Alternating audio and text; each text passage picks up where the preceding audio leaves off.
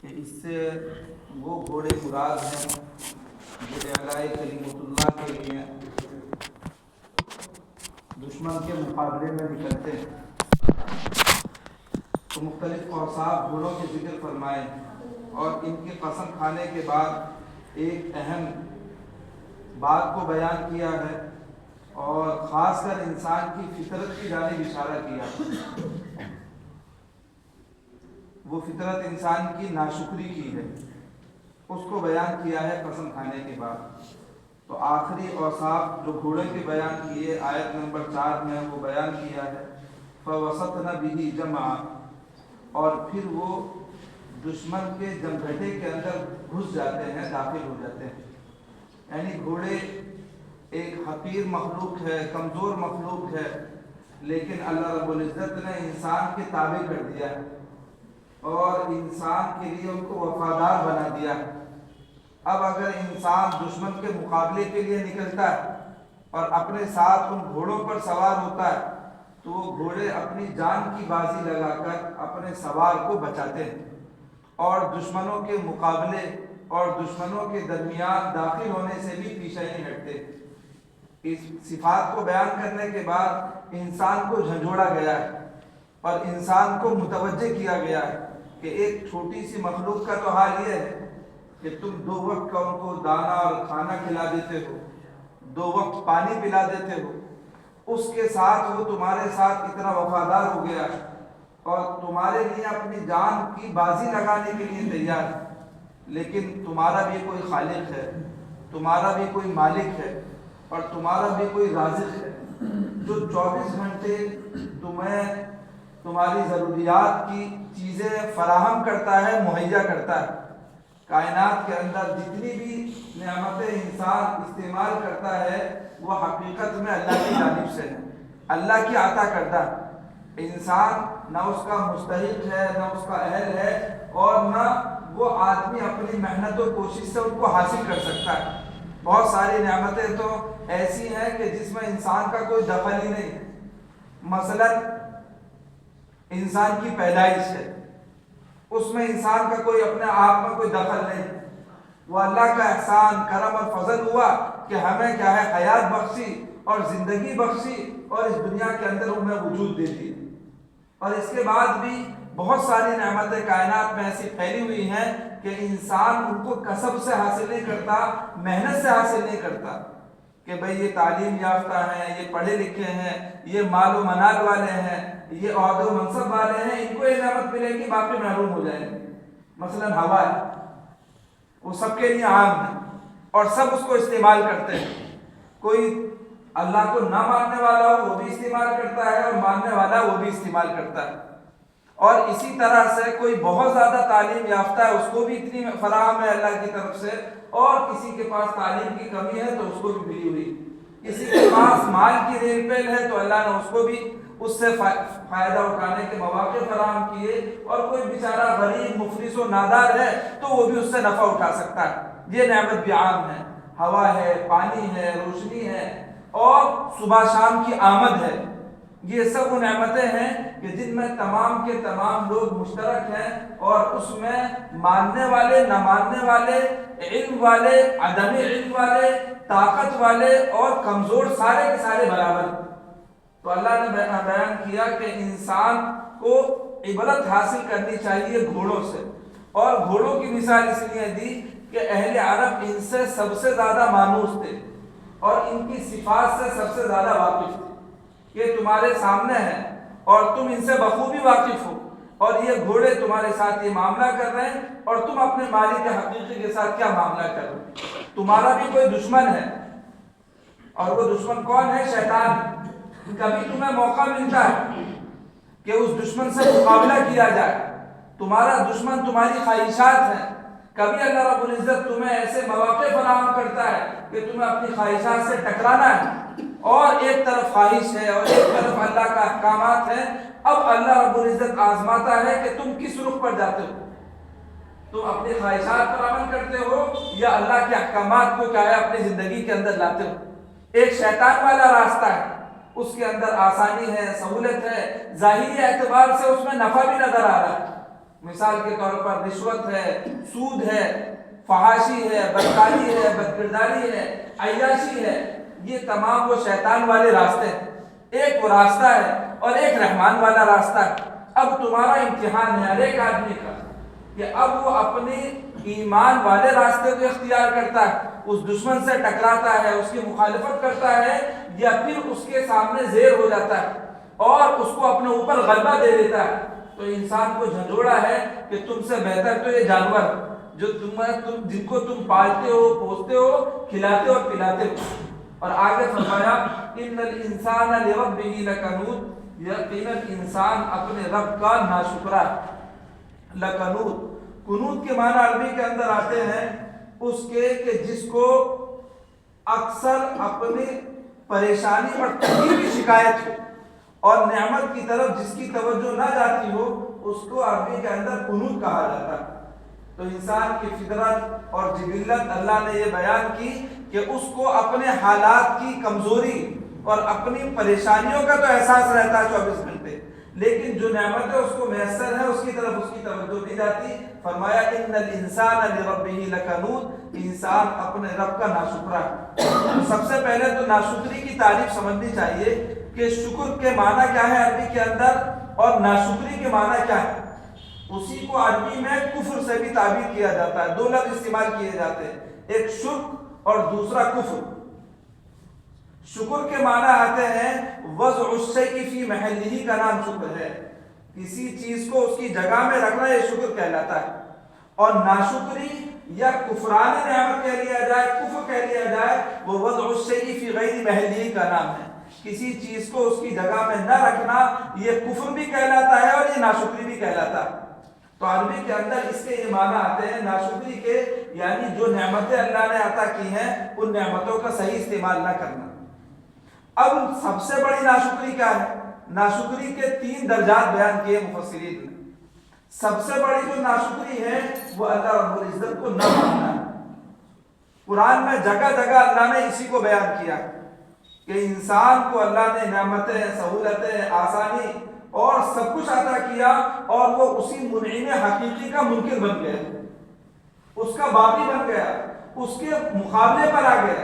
تو سب سے بڑی ناشکری تو کفر ہے اور اللہ کو نہ ماننا ہے، اللہ کا انکار کرنا ہے یا اللہ کے ساتھ کسی کو شریک گرداننا ہے، یہ سب سے بڑی ناشکری ہے اور اسی کو کفران نعمت سے تعبیر کیا جاتا ہے، کفر بھی سے بھی تعبیر کر دیا جاتا ہے عربی کے۔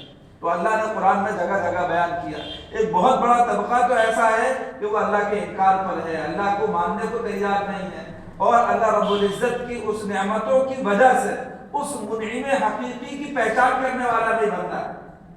دوسرا جو درجہ بیان کیا ہے وہ بیان کیا ہے کہ آدمی ڈائریکٹ تو کفر و شرک کے اندر نہیں مبتلا، لیکن انڈائریکٹ کفر اور شرک والے اعمال کے اندر مبتلا ہو رہا ہے، ان کے اندر داخل ہو رہا ہے۔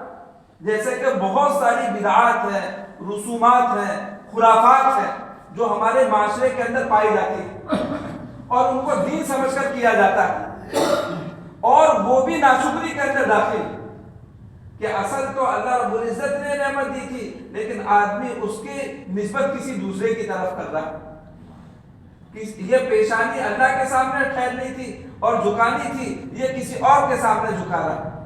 حاجت روا اور مشکل کشا اللہ کو سمجھنا تھا یا اللہ کے علاوہ کو حاجت روا اور مشکل کشا سمجھ رہا ہے۔ کاموں کا بنانے والا دوسرے کو تسلیم کر رہا ہے، یہ بھی کفران نعمت میں داخل ہے۔ ناشکری کی یہ دوسری قسم ہے۔ ہمارے ہاں ناشکری عموماً یہ سمجھا جاتا ہے کہ جو نعمتیں ہمیں ملی ان کا غلط استعمال کرنا، ان کا مس یوز کرنا، ان کو ضائع کر دینا، یہ ناشکری میں داخل ہے۔ بلکہ کفر اور شرک بھی یہ ناشکری کے اندر داخل ہے، اور اسی طرح سے بدعات و رسومات بھی ناشکری کے اندر داخل ہے۔ یہ بہت سنگین ہے جو ہمارے معاشرے کے اندر بہت تیزی سے پنپ رہا ہے، اور اس کی جو ابتدا ہوتی ہے کفر اور شرک تک پہنچانے والی جو چیزیں ہیں وہ بدعات و رسومات ہی ہیں۔ اس لیے دین اسلام نے وہاں روک لگائی۔ اللہ کے نبی صلی اللہ علیہ وسلم نے صحابہ سے پوچھا کہ تمہیں پتا ہے بت پرستی کیسے شروع ہوئی؟ تو صحابہ نے کہا ہمیں تو معلوم نہیں۔ اللہ کے نبی نے فرمایا جن کی یہ پوجا کرتے ہیں نا، منات ہے، لات ہے، عزا ہے، اس زمانے میں یہ بتوں کے نام تھے، یہ بنی اسرائیل کے نیک لوگ تھے، دیندار لوگ تھے، اچھے لوگ تھے۔ ان کا انتقال ہوا تو لوگوں نے ان سے محبت اور عظمت میں یہ کیا کہ ان کے پتلے بنا لیے، ان کے مجسمے بنا لیے، اور اپنے عبادت گاہوں میں ان مجسموں کو رکھا۔ اور رکھنے کی وجہ یہ تھی کہ ان کے مجسموں کو دیکھیں گے، ان کی کیا ہے مورتیوں کو دیکھیں گے تو ہمارے اندر ایمان اور اعمال کا جذبہ پیدا ہوگا کہ دیکھو یہ تھے مجاہدہ کرنے والے، یہ تھے قربانی دینے والے، یہ تھے عبادت کرنے والے، ہم میں سے ہم تو ان عبادات کو کر ہی نہیں رہے، تو ان کی یاد رہے گی تو ہمیں عبادات میں مدد ملے گی۔ شیطان نے راستہ ان کے اندر ڈالا، اب وہ بت رکھے رہے، اور ایک جو نسل تھی وہ تو وہی کرتی رہی۔ اگلی جو نسل آئی انہوں نے کہا کہ ہمارے بڑے ان کی بڑی تعظیم کرتے تھے، اب انہوں نے تعظیم میں مبالغہ شروع کیا، وہ جو ہے ان کو نلانے لگے، دلانے لگے، ان پر کیا ہے کیا کوئی کھانا ڈالنے لگے، خوشبو لگانے لگے۔ یہ سب وہ ایک نسل، اگلی نسل یہ کرتی رہی۔ تیسری نسل نے یہ کیا کہ ان معبودوں کو کنارے سے ہٹا کر عین منبر اور محراب کے اندر لا کر رکھ دیا، اور یہ کہا کہ یہ وہ ہیں کہ جن کی ہمارے بڑے عبادت و بندگی کرتے تھے۔ شیطان نے اس طرح سے ان کے درمیان بت پرستی کو رواج دیا ہے، داخل کیا۔ اس لیے اللہ کے نبی صلی اللہ علیہ وسلم نے صحابہ سے فرمایا تھا اپنے بارے میں، لا تطرونی کما اطرت النصارى عیسی ابن مریم، کہ دیکھو مجھے تم ایسے آگے مت بڑھانا، میری ایسی تعظیم مت کرنا جیسے کہ عیسیٰ علیہ السلام کی ان کے ماننے والوں نے تعظیم کی تھی۔ وہ تعظیم کیا کی تھی؟ وہ یہ کہنے لگے کہ عیسیٰ جو ہے یہ اللہ کے بیٹے، عیسیٰ جو ہیں وہ تین خداؤں میں سے ایک خدا ہے، ثالث ثلاثہ، تین خداؤں میں سے ایک خدا عیسیٰ بھی ہے۔ اور اللہ نے فرمایا وَمَا مِنْ إِلَٰهٍ إِلَّا إِلَٰهٌ وَاحِدٌ، تمہارا جو معبود ہے وہ تنے تنا ایک معبود، وہ اکیلا ہے، کوئی اس کا صحیح نہیں، کوئی اس کا ساتھی نہیں۔ لیکن شیطان نے کیا کیا؟ ان بزرگوں سے، ان نبیوں سے عقیدت و محبت میں رفتہ رفتہ ان کو ایسے آگے بڑھایا کہ اب وہ ان کو کیا سمجھنے لگے کہ یہ خدا ہے۔ بھئی جو خدا کا کام تھا مردوں کو زندہ کرنا، اللہ نے ان کو معجزہ عطا کیا تھا کہ وہ جو ہے مٹی کے پرندے بناتے تھے اور ان میں پھونک مارتے تھے تو وہ اڑنے لگتے تھے۔ وہ بڑے بڑے ایسے مریض جو لا علاج ہوتے تھے ان پر ہاتھ پھیرتے تھے تو وہ ان کے ہاتھ پھیرنے کی وجہ سے وہ بیماری سے صحت یاب ہو جاتے تھے۔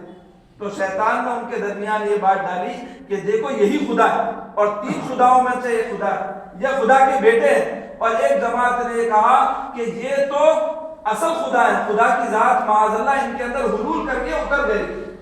یہ تین جماعتیں ان کے اندر ہو گئی، نبی کے بارے میں انہوں نے عقیدہ رکھا۔ تو اللہ کے نبی نے فرمایا میرے ساتھ تم ایسا معاملہ مت کرنا، لا تطرونی کما اطرت النصارى عیسی ابن مریم، مجھے ایسے بڑھانا مت، ایسے چڑھانا مت، میرے مقام و مرتبے کو اتنا اونچا بیان نہ کرنا کہ وہ اللہ سے بھی اعلیٰ و بالا ہو جائے۔ سب سے اونچا مقام و مرتبے والا اللہ کی ذات، سب کا مرتبہ اس سے نیچے ہے، اس سے ادنا ہے۔ اب اگر تعظیم میں آدمی آگے بڑھا تو آگے بڑھنے میں یہاں تک پہنچ گیا۔ اللہ کے نبی نے آگے فرمایا فَإِنِّي عَبْدُ اللَّهِ وَرَسُولُهُ، پہلے بات سن لینا، میں اللہ کا بندہ ہوں پھر اللہ کا رسول ہوں۔ میں اولاً اللہ کا بندہ ہوں، ثانیاً اللہ کا رسول اللہ ہوں۔ اللہ کا بندہ سمجھنا اور ثانیاً مجھے اللہ کا رسول سمجھنا، میرا مقام مرتبہ اس سے آگے کا نہیں ہے۔ ایسا نہیں ہے کہ میں اللہ کی طرح ساری مغیبات کو جانتا ہوں، غیب کی باتوں کو جانتا ہوں، ایسا نہیں۔ وہ اللہ کے ہاتھ میں ہے غیب کی باتوں کو جاننا، اللہ کے علاوہ کوئی غیب کو جاننے والا نہیں ہے۔ ان اللہ عالم غیب الشہادہ، اللہ رب العزت حاضر اور غائب سب کو جانتا ہے۔ اللہ کے علاوہ کسی کے اندر یہ اللہ نے رکھا ہی نہیں، اللہ نے یہ صفت اس کو عطا ہی نہیں کی ہے، چاہے وہ نبی کیوں نہ ہو۔ اسی طرح ہر جگہ اللہ رب العزت کی ذات موجود ہے، یہ اللہ کی صفت ہے، حاضر و ناظر ہونا، یہ کسی بندے کے اندر ہو ہی نہیں سکتا، اللہ نے رکھا ہی نہیں۔ تو یہ جو صفات ہیں شیطان نے ان کے اندر یہ بدعات و رسومات پیدا کی اور وہ اس کو دین سمجھ کر کر رہے ہیں۔ یہ سب سے زیادہ خطرناک چیز، سب سے زیادہ خطرناک چیز یہ ہے کہ آدمی بے دینی کو دین سمجھے اور اس پر چلے، اس لیے کہ اس کی توبہ کے امکانات کم ہوتے چلے جاتے ہیں، اس کے رجوع کے امکانات کم ہوتے چلے جاتے ہیں، اس لیے کہ وہ اپنے آپ کو صحیح سمجھ رہا ہے، غلط سمجھ ہی نہیں رہا۔ جو آدمی برائی یا گناہ کر رہا ہے اس کا تو یہ ہے کہ یہ سمجھ رہا ہے میں گناہ کر رہا ہوں، برائی کر رہا ہوں، لیکن آدمی ان اعمال کو یہ سمجھ کر رہا ہے کہ میں دین کا کام سمجھ رہا ہوں، یہ تو اللہ کے قرب کا ذریعہ ہے، یہ اللہ کی محبت کا ذریعہ ہے، یہ تو ان سے میرے تعلق کی علامت ہے، یہ تو میرے ان سے تعلق کا اظہار ہے۔ تو یہ ایسی چیزیں ہیں جس کی وجہ سے وہ آدمی توبہ بھی نہیں کرتا، بہت مشکل ہوتا ہے ایسے آدمی کی توبہ۔ اللہ نے اس کو قرآن میں جگہ جگہ بیان کیا، فَزَيَّنَ لَهُمُ الشَّيْطَانُ أَعْمَالَهُمْ فَصَدَّهُمْ عَنِ السَّبِيلِ فَهُمْ لَا يَهْتَدُونَ، کہ شیطان نے ان کے اعمال کو ان کی نگاہوں میں خوبصورت بنا دیا ہے، فَصَدَّهُمْ عَنِ السَّبِيلِ، اور ان کو سیدھے راستے سے روک دیا ہے، فَهُمْ لَا يَهْتَدُونَ، اب یہ ہدایت نہیں حاصل کر سکتے، اس لیے کہ یہ اپنے اعمال کو اچھا سمجھتے ہیں، بھلا سمجھتے ہیں، اچھا کام سمجھتے ہیں۔ جتنی بھی خرافات بدعات دین کے نام پر ہو رہی ہیں، آقا مدنی جناب رسول اللہ صلی اللہ علیہ وسلم کے نام پر جتنی بھی بدعات اور رسومات ہو رہی ہیں وہ دین سمجھ کر ہو رہی ہیں، اور جب دین سمجھ کر ہو رہی ہیں تو پھر ان کو آدمی چھوڑتا نہیں، اس میں اور جلی ہوتا ہے اور پختہ ہوتا ہے اور مضبوط ہوتا ہے، اور اس سامنے والے کی مخالفت کرتا ہے، حق اور سچ بات کو قبول نہیں کرتا ہے۔ تو ناشکری کی ایک جو رخ ہے اور ایک جو یعنی درجہ ہے وہ یہ بھی ہے بدعات و رسومات کے اندر پڑھنا، صحیح کفر کے اندر نہ پڑھنا، لیکن وہ باتیں جو کفر تک پہنچانے والی ہیں ان کے اندر شیطان مبتلا کر دے، یہ بھی ناشکری کی ایک درجہ ہے جو مفسرین نے بیان کیا۔ اب تیسرا درجہ انشاءاللہ آئندہ ہفتہ بیان کیا جائے گا۔ ان الانسان لربہ لکنود، یقیناً انسان اپنے رب کا بہت بڑا ناشکرا۔ وآخر دعوانا الحمدللہ۔